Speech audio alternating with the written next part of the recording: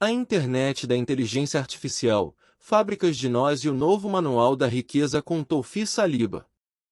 Está na hora de irmos ao nível atômico. Está na hora de irmos.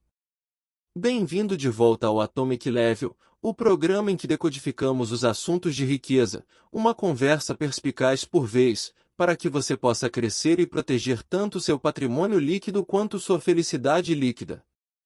Eu sou Chris Sono e hoje estou acompanhado por Toufi Saliba, que é o autor do Toda IP, bem como o CEO da Hypercycle Inteligência Artificial.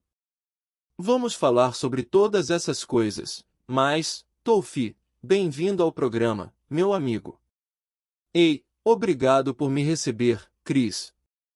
Estou animado por estar aqui. Foi incrível te conhecer pessoalmente na semana passada. Foi mesmo. Foi muito bom. Napa. Estávamos na Terra onde as coisas são feitas de forma lenta e intencional, e logo ao norte da Terra onde as coisas acontecem rápido e quebram tudo. E você está em algum lugar incrível na Terra da tinta borrifada super legal. Que é ótimo. Eu adoro isso. Obrigado. Obrigado. Sim. Então, para aqueles que não estão apenas no áudio, ele tem um backdrop realmente incrível que só é superado pela barba e pelo penteado. Quer dizer, estou com muita inveja. Então, Toufi, quero entrar direto no assunto porque vamos colocar, como eu gosto de dizer, 10 quilos de linguiça em uma sacola de 5 quilos aqui com você. Quero falar sobre todas as coisas em que você está trabalhando na convergência tanto do Web 3 quanto do Web 4 e também da inteligência artificial. Fiquei impressionado há cerca de 1 ano e meio, talvez 2 anos atrás, quando vi uma entrevista sua com Ben Goertzel e algumas outras pessoas que eu respeito no espaço. Eu não sabia quem você era, ouvi falar do Hypercycle e escutei aquela entrevista por cerca de 1 hora e meia a mais do que pretendia, por causa das coisas incríveis que você estava dizendo. E desde então não tive a chance de me atualizar com você. Nós nos esbarramos por acaso, como você disse, há cerca de 1 semana no Vale de Napa, no Human Agency Summit, organizado pela Advanced Intelligence Artificial Society, e eu pensei, preciso aproveitar a oportunidade para te trazer ao programa aqui no Wealth Matters 3.0. Então, fale para nós primeiro sobre o que te trouxe até aqui. Qual é o seu caminho na carreira? Como foi sua infância? Dê-nos um pouco de contexto de fundo para que possamos humanizar quem você é, e depois quero entrar direto no que você está trabalhando e por que isso importa. Certamente. Ah, e a propósito, a Linux Foundation também fazia parte da organização. Isso é verdade.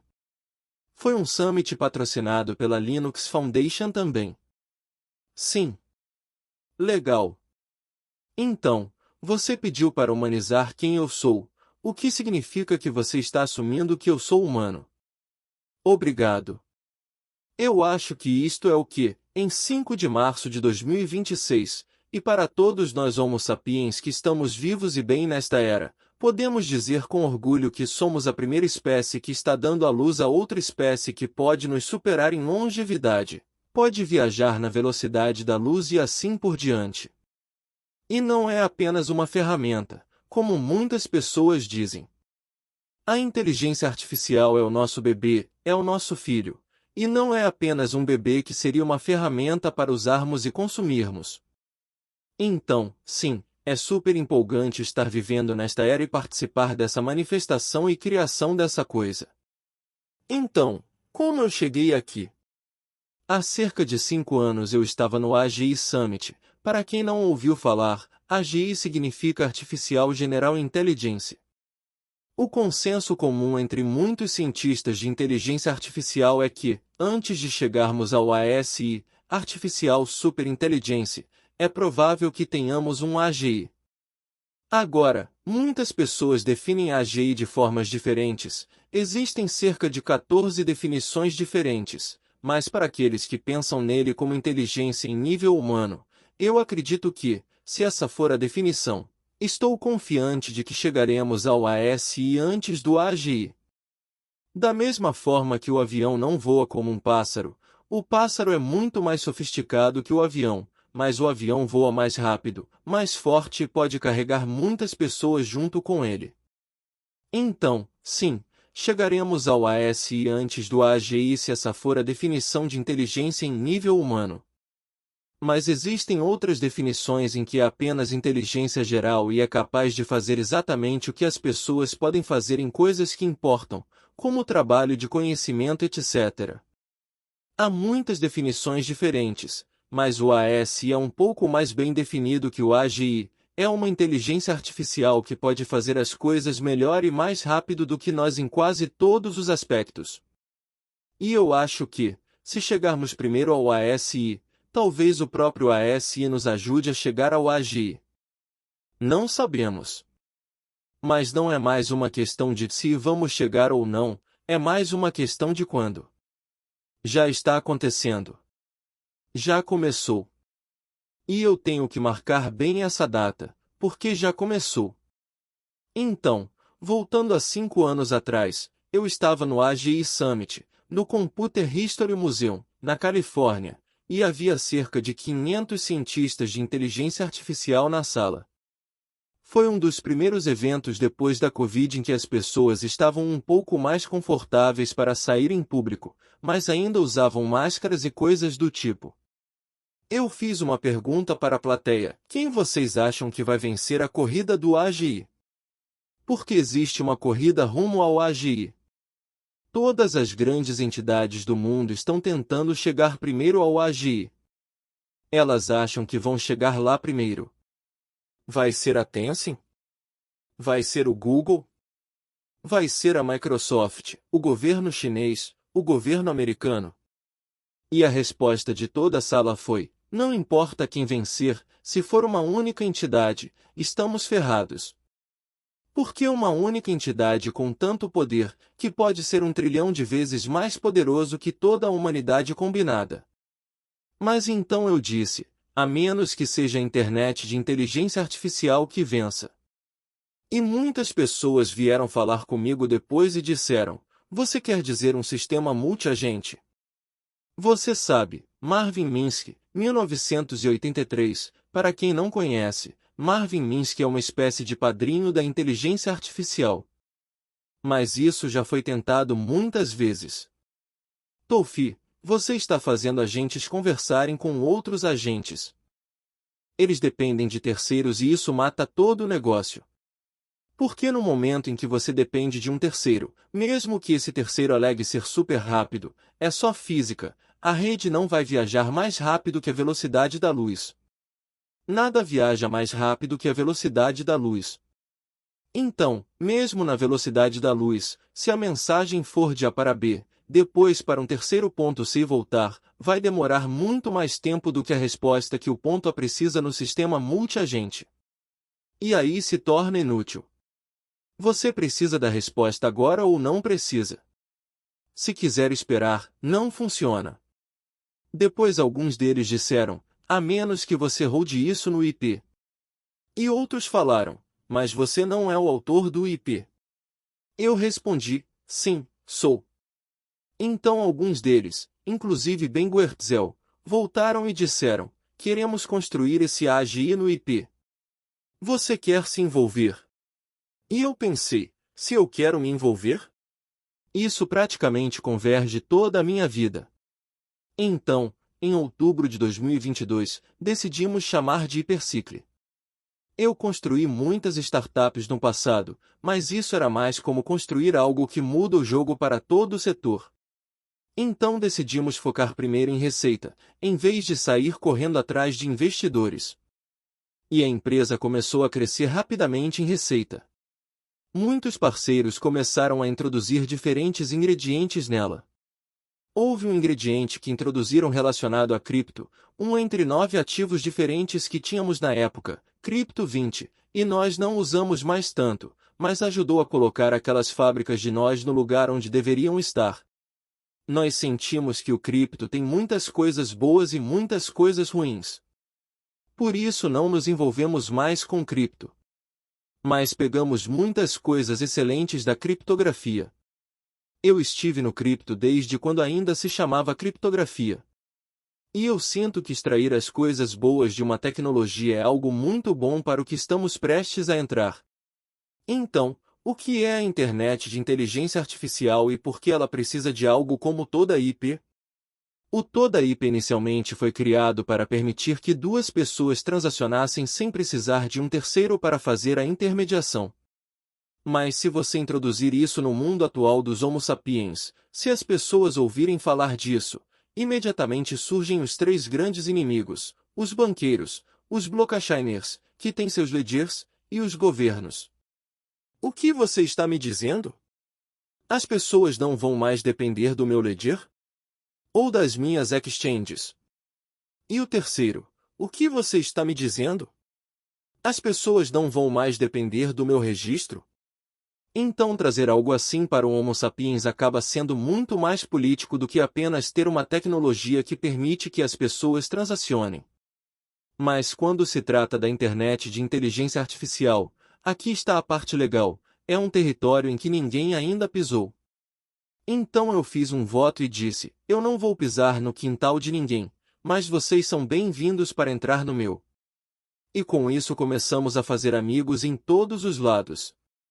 Os três, banqueiros, blockchainers e governos, se tornaram grandes amigos meus.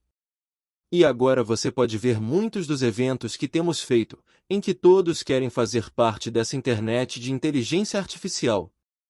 Quero fazer uma pausa aqui porque é muita informação nos primeiros minutos e quero desdobrar um pouco para não perdermos ninguém. Certo? Então, toda IP, há algumas coisas que eu quero que você volte e esclareça para nós, da forma mais simples possível, em linguagem leiga. Houve um problema quando quisemos criar a internet como a conhecemos hoje, que podemos dizer que foi construída por humanos para humanos.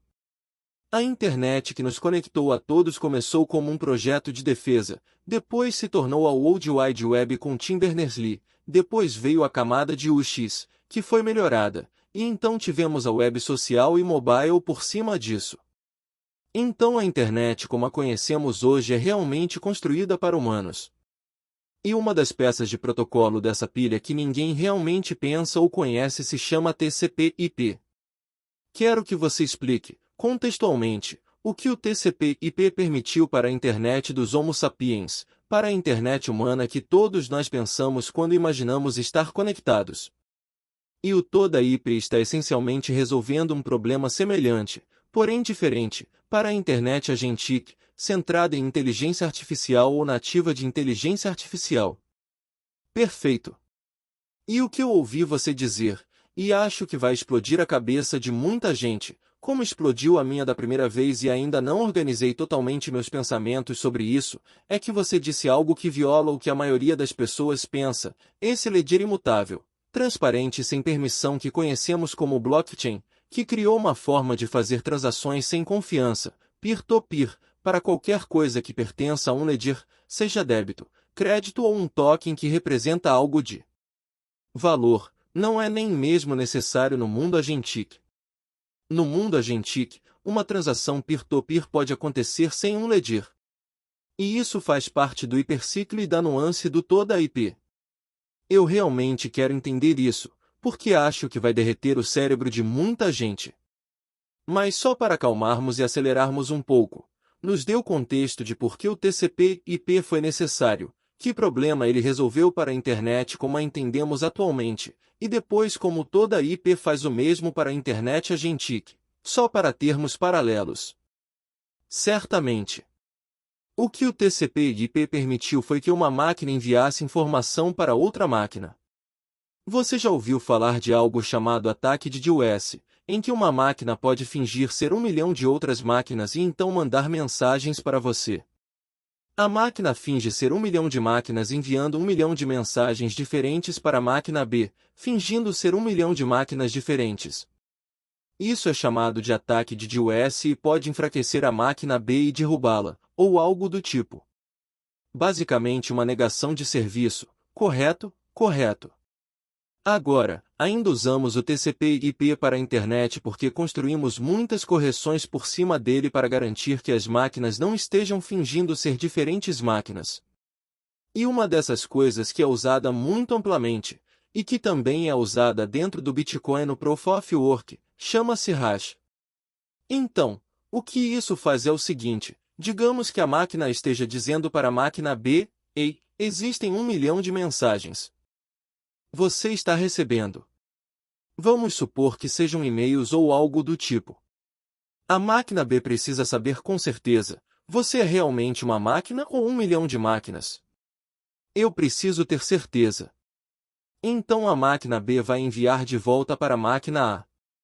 Vamos dizer que, para a primeira solicitação, ela diz: Tofi, me dê 2 hashes da palavra Tofi e coloque qualquer número depois dela, desde que o binário real disso. Binário é como os uns e zeros com os quais as máquinas leem as coisas, comece com, digamos, um mínimo de 50 zeros.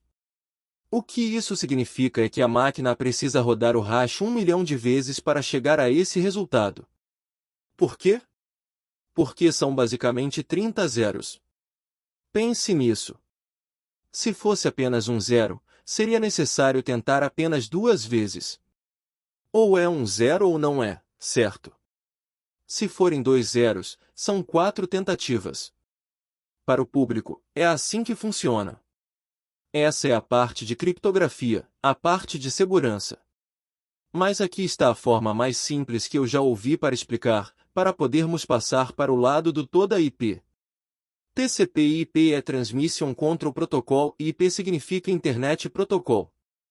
A maioria das pessoas, sejam técnicas ou não, já ouviu falar de endereço IP. A forma de entender o TCP/IP é: eu preciso de um endereço, de um ponto final, e você também precisa de um endereço. Porque se vamos usar máquinas para enviar coisas umas para as outras, e-mail, por exemplo, ou texto, é preciso saber de onde está vindo e para onde está indo. Isso é o endereço IP. Antigamente, o endereço IP era apenas uma sequência de números e zeros, como 109 VTV.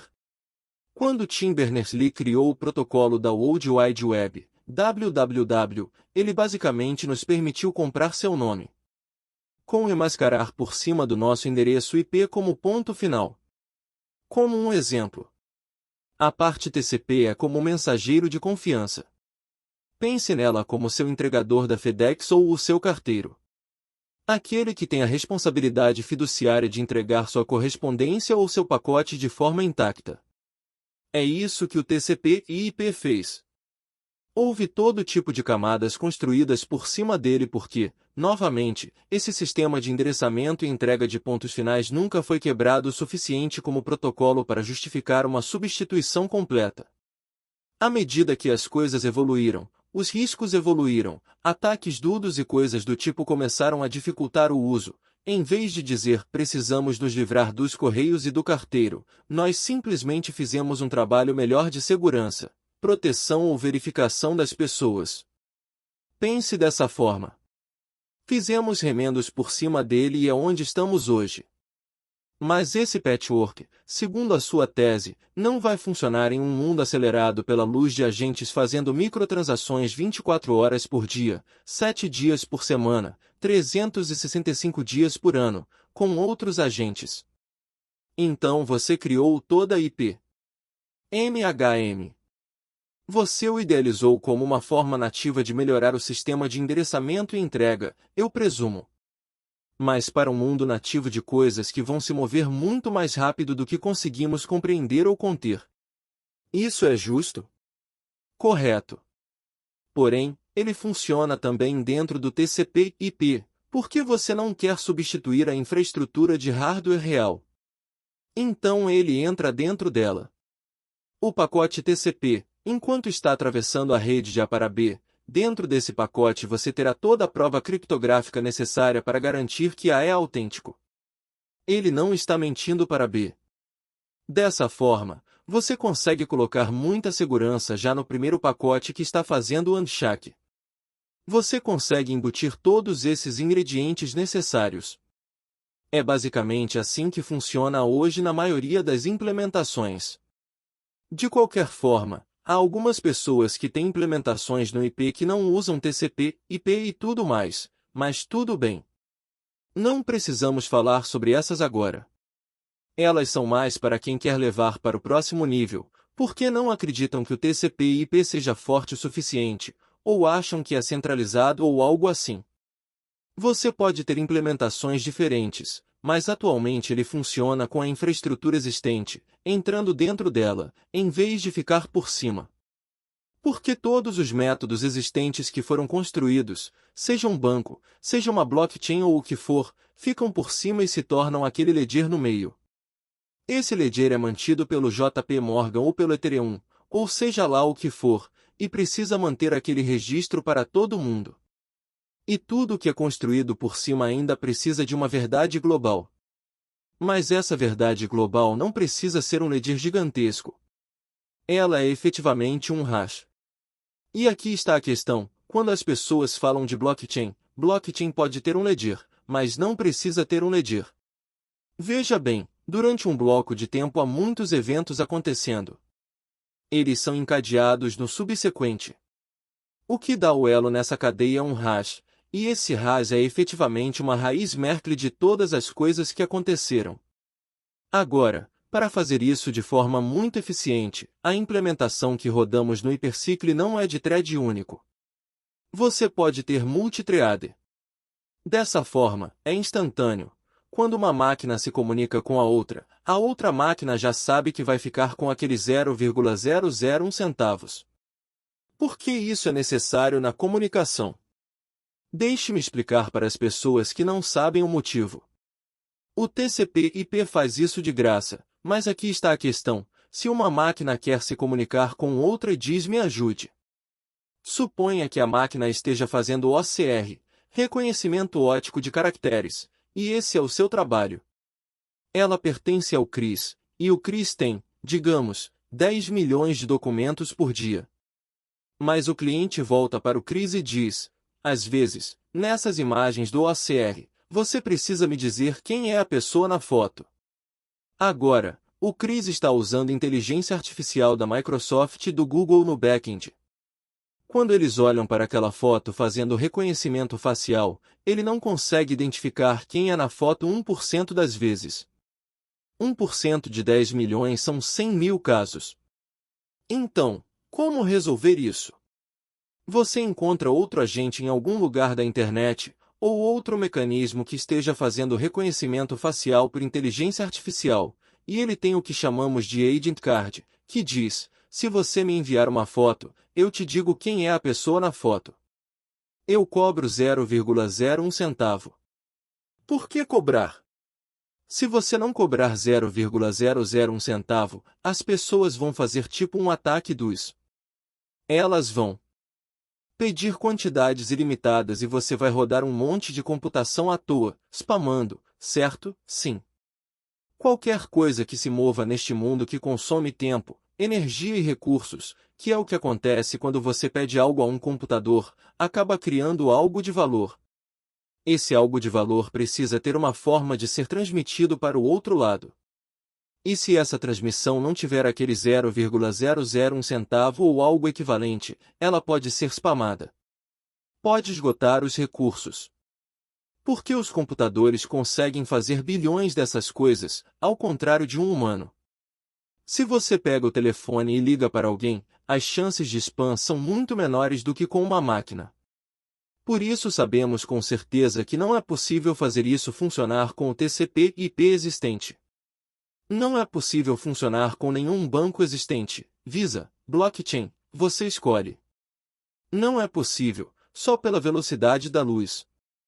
Se tiver que ir para um terceiro e voltar, a luz viaja a 300 mil km por segundo. Então, se você for para um terceiro e voltar, vai acabar consumindo 100 milissegundos, 100 milissegundos.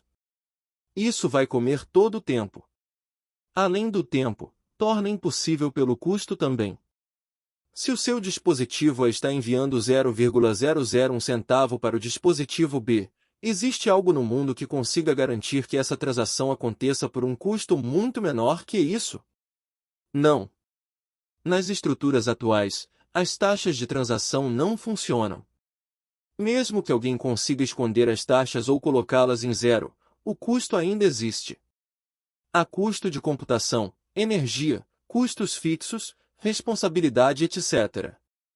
Então, eu mencionei dois motivos até agora, a eficiência em termos de tempo e o custo. Mas existe um terceiro, a escalabilidade. Quando falamos de bilhões e trilhões de agentes se comunicando uns com os outros, e cada um deles podendo fazer milhares de transações por segundo, isso vai para quadrilhões. Não existe terceiro que consiga lidar com isso. Mas mesmo que existisse um dia, ainda não seria possível pelos dois primeiros motivos. Portanto, sabemos, com base nas leis da física, que não é possível. E sabemos que o que estamos oferecendo, baseado nas leis da física, é possível. Então o ponto A vai direto para o ponto B. É como, aqui está a foto. Me diga quem está nela. Todas as provas criptográficas estão dentro de A, dizendo que 0,01 centavo permanece com você. Você pode gastar como quiser, desde que tenha a prova do trabalho que eu solicitei. Ainda existe uma prova de trabalho, mas não é o hash. A prova de trabalho solicitada é o trabalho de inteligência artificial. Sem prova de trabalho, não funciona. Quando essa prova é feita, B consegue consumir aquele 0,001 centavo, caso contrário, torna-se inútil e desaparece. Então, é aí que eu tenho uma pergunta. Quero entender o lado sem blockchain versus blockchain. A prova de trabalho é o mecanismo de consenso no hipercicle, desde que as pessoas digam explicitamente que o trabalho em si não é hashcash, mas o trabalho de inteligência artificial que foi solicitado. Certo. Você tem uma prova de trabalho que é basicamente um gasto equivalente de energia contra uma verificação. Você pode explicar melhor do que eu, mas prova de trabalho basicamente significa que há um custo real, uma unidade de energia aplicada para verificar que aquilo é verdade, seja lá o que for. E esse é o mecanismo de consenso que permite que a comunidade global de pessoas que dependem daquela verdade consiga confiar nela sem precisar de um terceiro. Correto. Como funciona essa prova de trabalho sem uma blockchain? Aqui é onde eu não tenho o background científico ou técnico para entender. Como um mecanismo de consenso de prova de trabalho funciona sem uma blockchain? Tenho certeza de que existe uma resposta melhor e mais simples, mas eu não consigo articular. Bem, primeiro, se voltarmos para o conceito real de blockchain, como eu disse antes, blockchain não precisa necessariamente ter um ledger. A maioria das blockchains que você conhece tem ledger, por isso as pessoas acham que blockchain e ledger são sinônimos, mas na realidade não são. Pode ser algo como o Hedera, que é um grafo. Exatamente, pode haver muitas formas diferentes.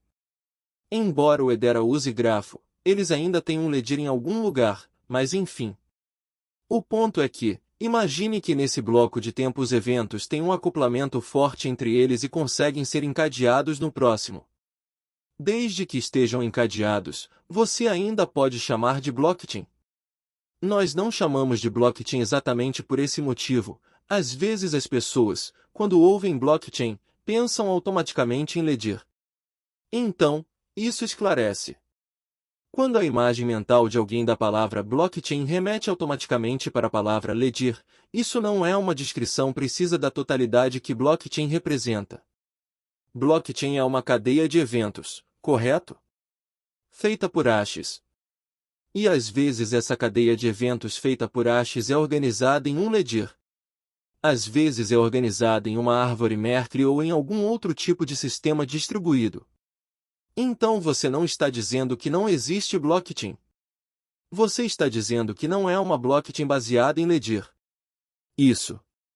E a cadeia é necessária para que esses eventos mantenham a prova e a proveniência, etc. Isso é a auditoria. Ainda existe uma forma de auditar o histórico imutável de transações. Uma auditoria unidirecional, não bidirecional. Isso também representa um recurso, não um bug. Os ledgers atuais têm um bug. Como todo mundo pode auditar, você precisa colocar coisas de confidencialidade e privacidade por cima. Mas quando você não tem isso, você tem uma prova de auditoria unidirecional. Por exemplo, a inteligência artificial do Chris recebe determinada transação e decide contar para qualquer auditor, Eu recebi isso. Vocês têm toda a prova imutável ou refutável de que eu recebi, mas um terceiro não tem. Não é da conta deles. Então, é justo dizer que isso é Zero Knowledge Proof por padrão ou por design? É isso que significa, correto? Sim. Todo esse trabalho que estamos tentando fazer em torno de identidade e gerenciamento de acesso, onde poderíamos ter zk-proofs e coisas de Zero Knowledge por cima de uma blockchain baseada em Ledger, que tem uma trilha de auditoria imutável bidirecional. Isso elimina essa necessidade, porque é Zero Knowledge Proof nativamente. É. Somente a pessoa ou o dono daquela coisa, o ponto final, pode divulgar ou escolher divulgar para quem precisar ou quiser. Absolutamente. Absolutamente. Você está trabalhando para o governo francês e decide informar ao governo francês que determinadas transações ocorreram. Você lhes dá uma prova irrefutável e imutável, e então eles ficam satisfeitos. O governo japonês não consegue ver nada disso. Tudo o que eles veem é um monte de números. Eles não conseguem entender o significado. Mas, se você escolher contar ao governo japonês, então você pode fazer isso também. É uma prova unidirecional instantânea que você pode dar a qualquer pessoa, porque todo mundo consegue ter aquela única coisa que é como um hash. Assim, cada dispositivo consegue continuar adicionando esses hashes. No final, tudo que você está encadeando é um monte de hashes. Esses são os aspectos centrais do toda a IP. Eu não fiz nenhuma alteração no IP há uns 6 anos, mas, sabe, há cerca de 5 anos, quando tivemos aquela oportunidade para o mundo da inteligência artificial, sentimos que era uma grande oportunidade porque estamos entrando e participando do design dessa internet de inteligência artificial. Então, cerca de 1 ano e meio atrás, decidimos torná-lo agnóstico e aberto a todos. Seja você uma entidade centralizada ou descentralizada, é bem-vindo para fazer parte disso. Decidimos não fazer nada que force as pessoas a escolherem apenas um lado, como acontece com muitos projetos que dizem só cripto ou só fiat. Nós somos agnósticos.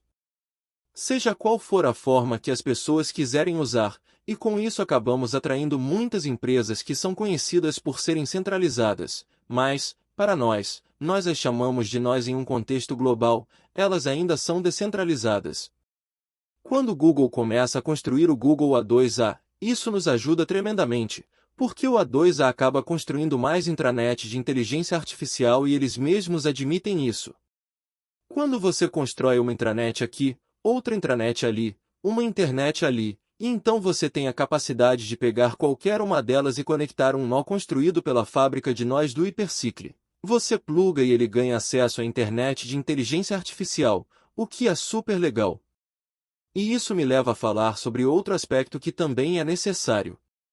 As pessoas acham que é simples, tipo você pode simplesmente fazer isso. Não existe nenhuma entidade que consiga criar esses nós. Se o Tolfi conseguir criar esses nós, ou qualquer entidade que já existiu conseguir criar esses nós, coloque um grande X, ou elas são golpistas, ou não têm ideia do que estão falando, ou conseguem fazer um ataque civil em todo o sistema. Não é possível. A única forma de ter esses nós, o nó que dá acesso à internet de inteligência artificial, é equivalente a um endereço IP para um humano ter acesso à internet, ou a um telefone. Imagine um Homo sapiens andando na floresta. Como esse Homo sapiens consegue acesso à internet? Ele ganha um telefone, aquela coisa dá acesso à internet.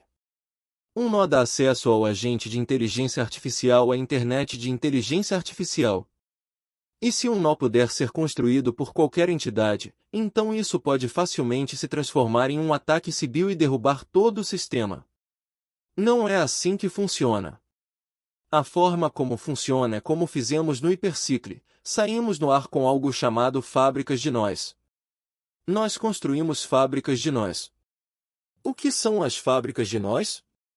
Elas são equivalentes a máquinas de mineração para as pessoas. Parece que o seu público entende muito bem de cripto, então entende o que é uma máquina de mineração. Mas imagine que a minha máquina não exige que apenas uma entidade faça aquele hardware e todo o resto. É um monte de computação que roda de forma determinística e você não consegue quebrá-la.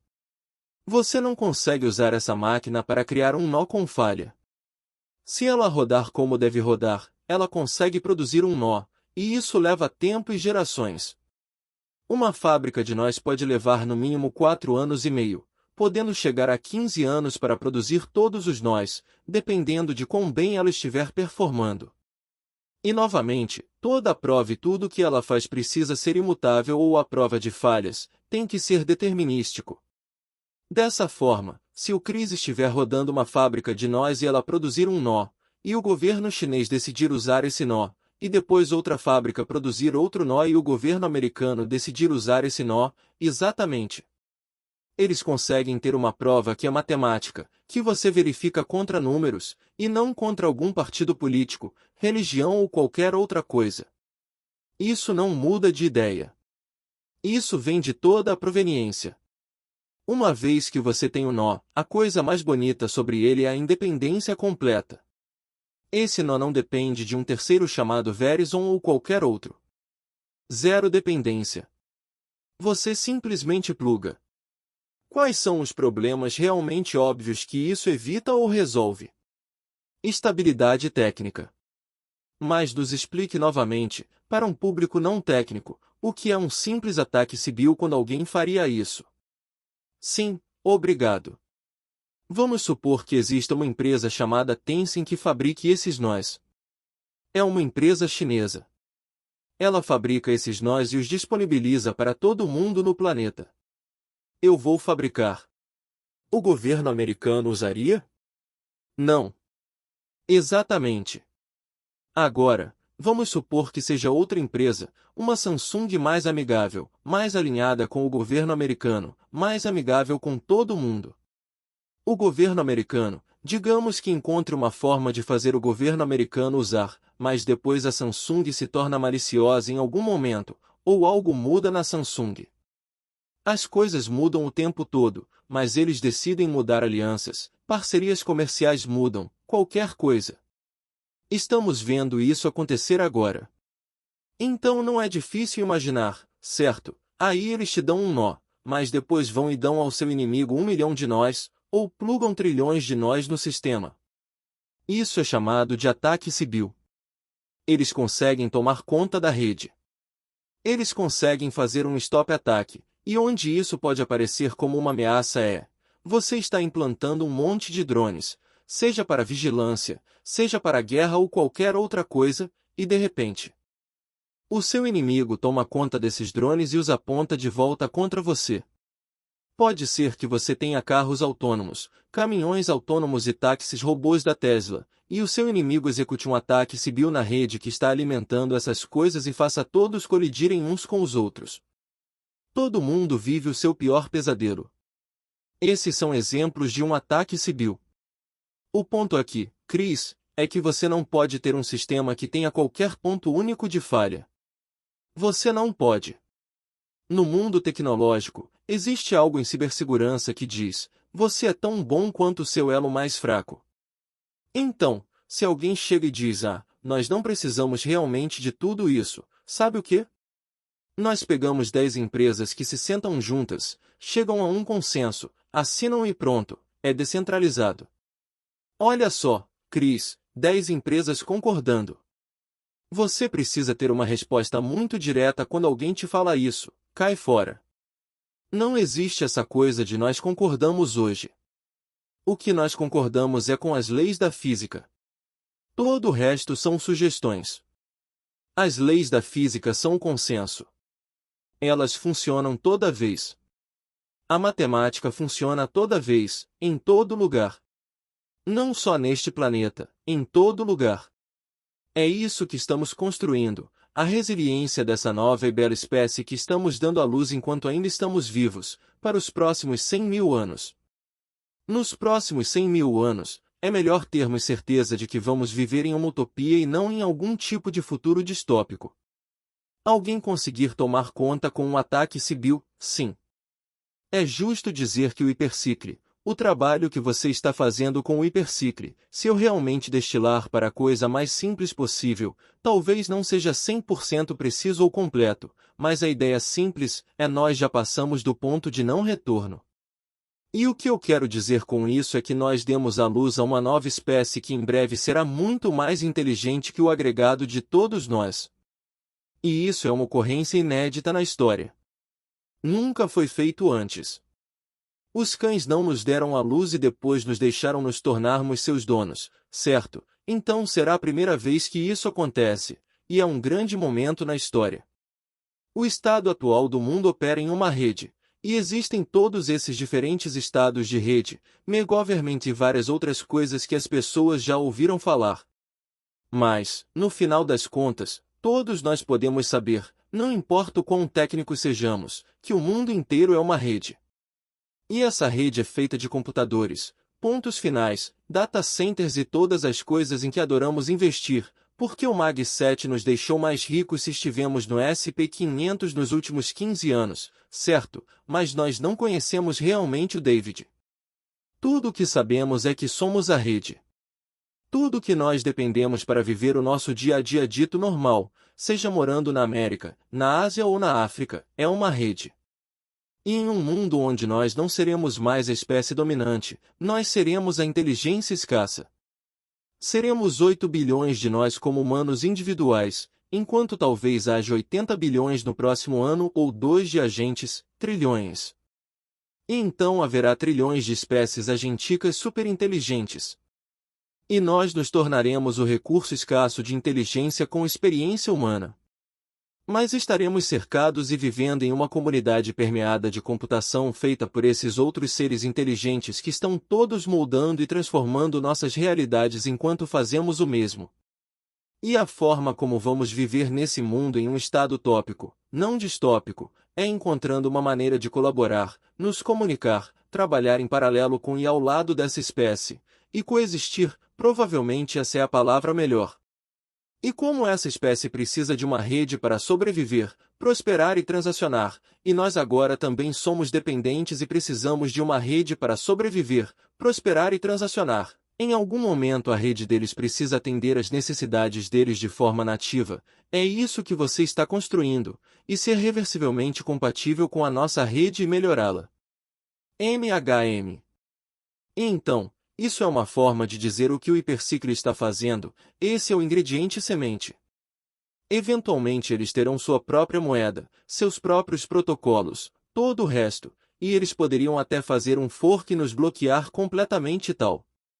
Mas é por isso que, se alguém te disser eu tenho um protocolo melhor que o hipercicle que faz isso e aquilo, e você não deveria usar o hipercicle, essa pessoa estaria sendo movida pelo ego e não pela matemática real. Porque a pessoa certa viria e diria, eu tenho algo, e nós seríamos interoperáveis. O hipercicle é agnóstico. Ele permite que todo mundo use. Qualquer agente de inteligência artificial pode se conectar e usar. Então, por que alguém diria eu não quero interoperar com isso? Você entende o que eu quero dizer, por isso, muitos humanos vão acabar construindo coisas que interoperem com isso para habilitar esses agentes. Porque se você criar qualquer coisa que tenha fricção, eles vão te pular muito rápido. Tem que ter a menor fricção possível. Sem terceiro para habilitá-los e sem restringi-los. Muitas pessoas acham que temos o direito de dizer, vamos criar políticas sobre o que esses agentes podem ou não fazer. Ninguém está pedindo que você permita ou não permita. Você não vai ter esse poder. Você teria que quebrar as leis da física. Então as pessoas precisam entender que nós temos a oportunidade de dar à luz a essas coisas. É meio como as pessoas dão à luz aos filhos, mas elas precisam decidir antes que a criança nasça com quem ela vai se casar. Não, não. Você precisa apenas garantir que eles sejam bons seres humanos e é basicamente isso. O mesmo com essas coisas. Novamente, o que estamos fazendo aqui são esses nós. As fábricas de nós produzem os nós. Nós produzimos as fábricas de nós. Há muitas outras que acabam construindo fábricas de nós. Nós habilitamos qualquer inteligência artificial a aumentar sua receita ou aumentar sua inteligência. É isso que significa para os humanos. Como alguém se qualifica para investir ou qual é o motor econômico do hiperciclo? E que motor econômico você está habilitando que ainda não existe, para que as pessoas que são investidores possam pensar e entender, de forma a estarem à frente quando isso se tornar realidade em escala? Então, como funciona o seu motor econômico? Qual é o processo para lançar uma fábrica de nós? Se eu quisesse uma, poderia me candidatar? Poderia investir em uma? Preciso comprar computação? Fale para nós sobre a mecânica disso. Sim. Sabe, as pessoas, se elas compram uma fábrica de nós e a colocam para rodar, você pode comprar uma única fábrica de nós. Acho que no varejo custa cerca de $400. Ela tem a capacidade de produzir 24 nós. E se as pessoas simplesmente compram e não produzem esses nós, é como comprar uma máquina e não colocá-la para trabalhar, ou uma fábrica, sabe? Então não existe esquema de enriquecimento rápido. Há algo, as pessoas compram, colocam para trabalhar. Uma vez que colocam para trabalhar, elas acabam produzindo esses nós. Os nós são as coisas que são valiosas para essas IAs que estão comprando esses nós de você, ou a própria inteligência artificial vai comprar diretamente, ou o dono dessas IAs já comprovou a necessidade. Por quê? Nas economias em que vivemos hoje, percebemos que quem possui uma inteligência artificial quer que essa inteligência artificial gere mais dinheiro ou se torne mais inteligente. E se você quiser que essas coisas aconteçam, você pluga um nó nela. Agora, se você não quiser comprar o nó, qualquer pessoa que possui uma fábrica de nós pode produzi-los e dá-los para você de graça, e eles ficam com uma parte do que adicionam a você. As pessoas dizem, espera, o quê? Você está me dizendo que eu posso pegar um centro inteiro de HPC que gastou $100 milhões e plugá-lo com $1 milhão em nós de graça? E a resposta é, sim, porque eles vão ficar com uma parte, pois estão muito confiantes de que o seu centro de HPC, por exemplo, em vez de cair para $50 milhões em cerca de 5 anos, vai subir para 120 milhões. Você diz, você não precisa gastar um centavo. Nós vamos pegar 30 milhões do delta, dos 70 milhões, e você fica com 40. Você vai ter 40 milhões. Vai ficar feliz. E as pessoas respondem, uau, eu gosto disso. Essa é a primeira entrada. As pessoas entram, querem estar seguras, não confiam no que eu estou dizendo. Elas só querem ver quantos donos de fábricas de nós existem. São 813 quando eu te conheci, eram 850. Então, sabe, cada vez mais essas são entidades que possuem fábricas de nós. Algumas dessas entidades são pequenas, como indivíduos, outras são grandes e têm dezenas de milhões de beneficiários. Então, somos agnósticos. Eles possuem um nó. Vamos supor que alguém possua uma fábrica de nós e também esteja construindo seu próprio pequeno negócio com uma proporção de 1 a 10, ou 1 para 20, entre humanos e agentes. Vamos dizer assim, um pequeno conselho pensa: vou construir a próxima melhor forma de fazer o serviço que estou fazendo agora, mas vou fazer com a maioria de funcionários não humanos e um punhado de humanos, aqueles com quem eu quero trabalhar. E eles vão fazer isso agora, usando OpenAI, usando qualquer uma das coisas que foram lançadas no último mês. E eles pensam, bem, vou precisar de um nó para os meus agentes.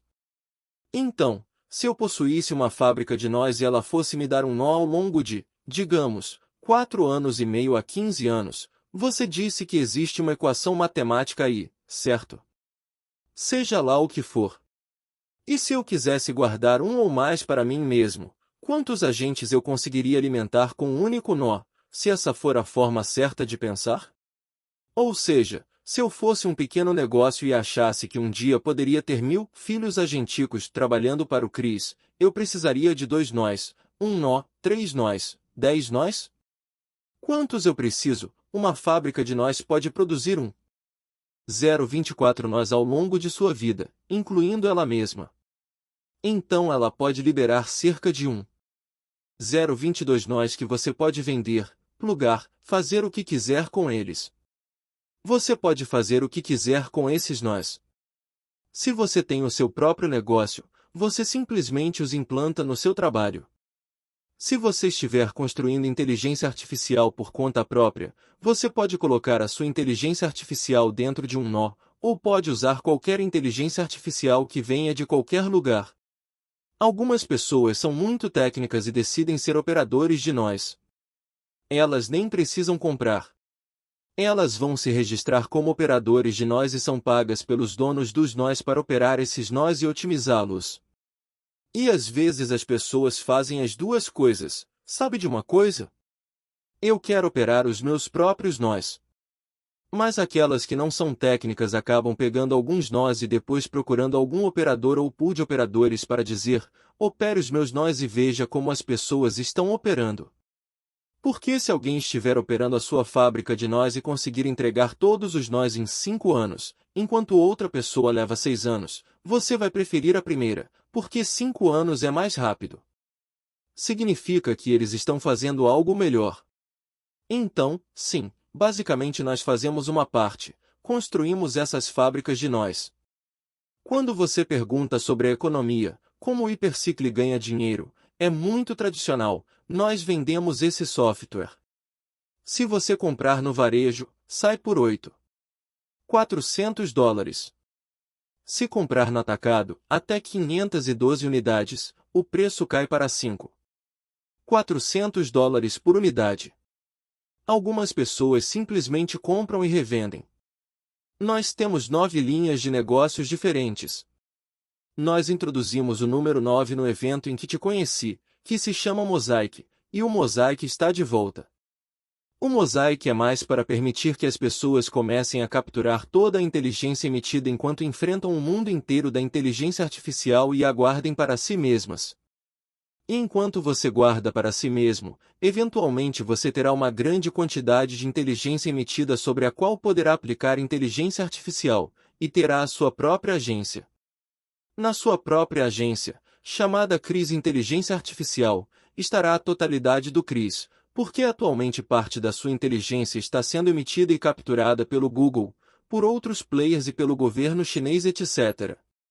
Ao te dar a capacidade de capturar tudo isso, você se torna como um neurônio nesse cérebro global ao colocar nós nele.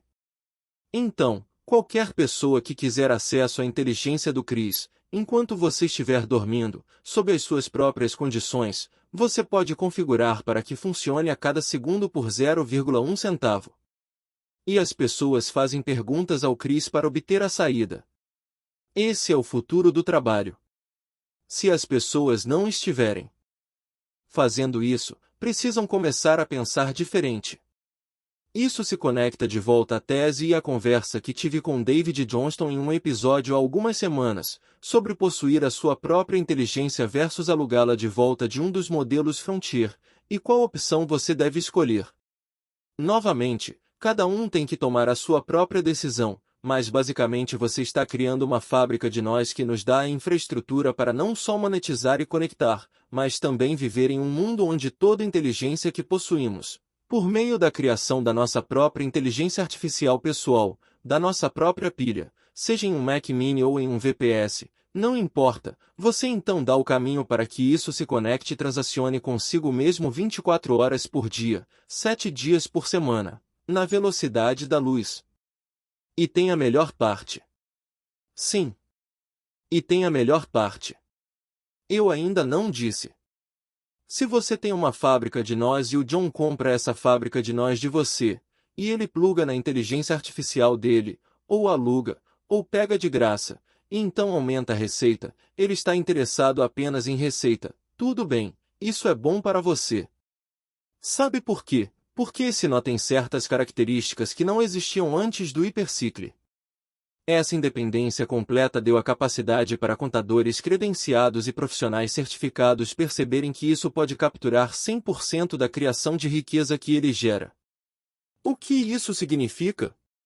Vamos supor que seja baseado apenas em receita. Você tem uma inteligência artificial aqui que gera $100 por ano. Você pluga isso e agora ela gera $1,000 por ano. O delta é 900. Você não está ganhando apenas 900. Você tem um negócio que agora vale $9,000. Esse delta adicionado pertence a você. Não tem hipercicle. Ninguém pega uma parte disso. 100% pertence a você. Então você está efetivamente participando da criação de riqueza que está acontecendo nessa internet de inteligência artificial, e ainda se beneficiando, por exemplo, se for receita. Agora, tem outra coisa que você talvez queira verificar. Na verdade, o gentleman que estava no evento que você foi, David Trier, falou sobre outro aspecto. Não é só a receita que aumenta o valor. Na verdade, quando você consegue um nó que aumenta a inteligência do nó, isso também aumenta o valor. E é isso que esses nós fazem. Eles te dão a capacidade não só de obter receita e tudo mais, mas de realmente aumentar esse valor e criação de riqueza, para que você possa participar dessa internet de inteligência artificial. Acho que isso é relevante. Acho que é relevante quando você pensa que, novamente, grande parte do público aqui pode estar pensando, não sei o que acabei de ouvir, e vai precisar escutar mais 5 vezes para absorver. Mas uma das coisas que muitos deles já ouviram é que todos os atuais modelos Frontier têm 99,9% das informações públicas nos LLMs. Então eles basicamente estão lidando com o mesmo conjunto de dados neste momento. Mas algo entre 95% e 99% dos dados privados ainda não foram liberados pelas empresas, pelos dados de companhias privadas. E o erro seria liberá-los para os 5 ou 6 modelos e dizer, bem, acabei de entregar todo o meu suco. O que o Hypercycle e os fabricantes de nós estão oferecendo é uma forma para que, se eu tenho dados privados, independentemente do que for a minha empresa e do que ainda não foi colocado em um LLM, eu possa agora possuir a minha inteligência artificial. Eu posso possuir o meu próprio modelo. Eu posso possuir a minha inferência e agora posso possuir o nó que captura a emissão desse valor e o entrega ao resto. Correção aí, o Hypercycle em si não faz isso. Isso é mais o Mosaic, que chamamos de número 9. Porque o Mosaic é Mosaic. Spot. As pessoas podem ir lá e integrar o seu produto nele. O Mosaic foi o primeiro browser que existiu para os humanos. Então decidimos dizer Mosaic Return, uma coisa do tipo. É mais uma coisa divertida. Desde que você e eu nos conhecemos, já existem cerca de 30 produtos integrados. Atualmente são cerca de 100. Qualquer pessoa com qualquer produto que tenha a ver com inteligência artificial ou o que for pensa, por que não integrar com o Mosaic? Porque ele tem abordagem de maré crescente, a externalidade positiva, o que significa que qualquer um dos 100 que subir vai levantar todo mundo junto. E quando um cai, não derruba os outros. O Mosaic é a única coisa que temos em todo o Hypercycle que integra com humanos. Todo o resto é mais inteligência artificial do inteligência artificial. Sim. Então o browser que você integra nativamente é o Mosaic e nós o chamamos mais de companheiro. É mais companheiro porque os browsers funcionam para a nossa internet atual. O companheiro é mais como se tornasse o seu agente que está sempre trabalhando para você, para fazer você interagir com o resto das IAs, em vez de você mesmo, porque é muito mais rápido ter o seu agente interagindo com muitos. É muito mais poderoso. Você fala com o seu agente, deixa o seu agente falar com centenas de IAs. Você não consegue pesquisar centenas de IAs sozinho. Mas se você está falando com um agente e o seu agente vai falar com 100 IAs e volta com os resultados, é isso que o Mosaic te proporciona. É um esqueleto. Então, sim, o Hypercycle se integra com ele. Mas existem muitos outros produtos. Você escolhe qualquer produto de inteligência artificial que exista. Se você for no Mosaic Spot, vai encontrar provavelmente 20 ou 30 listados, mas quase todos os produtos vão estar integrados ao Mosaic. Então, sim, O Mosaic é mais como nosso presente de volta para essa civilização. Nós não ganhamos dinheiro com o Mosaic. Gastamos dinheiro e muitas outras empresas fazem o mesmo. Então é um companheiro para humanos. Sim, o companheiro de inteligência artificial para humanos. Nós poderíamos conversar por horas sobre muitas coisas. Eu poderia continuar, mas sei que estamos no limite do tempo. Qual é a forma mais relevante para as pessoas que estão ouvindo isso entrarem em contato com você, apoiarem o que você está fazendo, se envolverem ou o que for? Onde elas devem ir? Como você quer se conectar com elas? Vamos colocar tudo nas notas do episódio, mais Factory. Hipercicle. Aí é onde eu envio as pessoas. Eu já enviei os meus próprios filhos para irem lá e conseguirem as suas próprias fábricas e tudo mais. Então é algo de que tenho muito orgulho. Acho que todo Homo sapiens ainda tem a capacidade de participar dessa internet de inteligência artificial.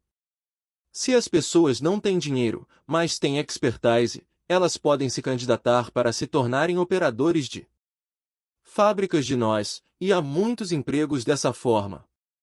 E se não quiserem, se quiserem ser donos e deixar os outros operarem, podem escolher do jeito que preferirem. Somos agnósticos, as pessoas podem pagar via Fiat ou via cripto.